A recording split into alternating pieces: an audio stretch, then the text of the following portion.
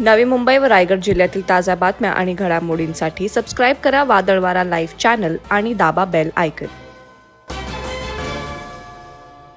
कर्जत तालुक्यातील शिरसे ग्रामपंचायत हद्दीतील आडिवली सांगवी परिसरात थरारक घटना घडली आहे।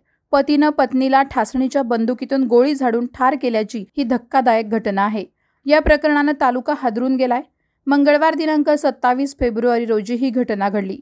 आडिवली सांगवी परिसरात सकाळी 10 वाजण्याच्या सुमारास मोटरसायकलवरून जात असलेल्या महिलेवर तिच्याच पतीनं बंदुकीची गोळी झाडून तिला ठार केलं।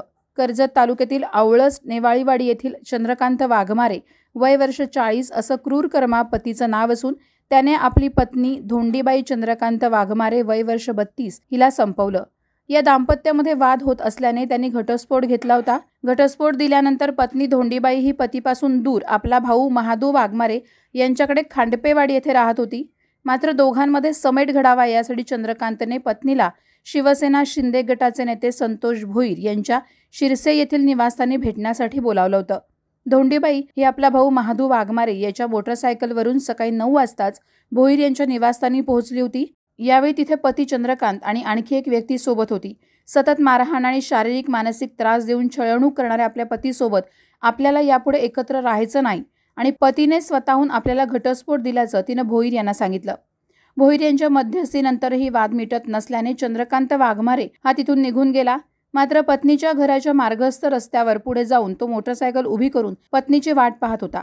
काही वेळानंतर समोरून मोटरसायकलवरून भावाच्या सोबत आलेल्या पत्नीला त्यानं अडवण्याचा प्रयत्न केला। त्यात धोंडीबाई आणि त्यांच्या भावाच्या मोटरसायकलला अपघात झाला। रस्त्यावर पडलेली धोंडीबाई ही उभी राहत नाही तोच पती चंद्रकांतने पत्नीवर शिकारीसाठी वापरण्यात येत असलेल्या लांब ठासणीच्या बंदुकीची गोळी झाडली। ही गोळी हाताला आणि पोटाला लागल्याने धोंडीबाई ही जागीच मृत्युमुखी पडली। लागलीच बंदूक घेऊन पती चंद्रकांत हा घटनास्थळावरून फरार झाला होता। ही घटना धोंडीबाईचा भाऊ महादू वाघमारे याच्या समोरच घडली।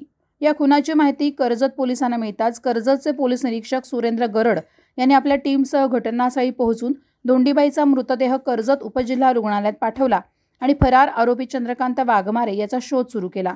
शोध कामासाठी कर्जत उपविभागीय पोलीस अधिकारी डी टेळे आणि पोलीस निरीक्षक सुरेंद्र गरड यांच्या मार्गदर्शनाखाली टीम तयार केली। काही तासातच नेरळ पोलीस आणि टीमला फरार खुनी पती चंद्रकांत वाघमारे याच्या मुसक्या आवळण्यात यश आलं। आरोपीला कर्जत पोलीस ठाण्याच्या ताब्यात देण्यात आले। या गुन्ह्याचा तपास कर्जत पोलीस ठाण्याचे पोलीस निरीक्षक सुरेंद्र गरड करत आहेत। वादळवारा लाईव्हसाठी आनंद सकपाळ, कर्जत। नवी मुंबई व रायगड जिल्ह्यातील ताज्या बातम्या आणि घडामोडींसाठी सबस्क्राईब करा वादळवारा लाईव्ह चॅनल आणि दाबा बेल आयकॉन।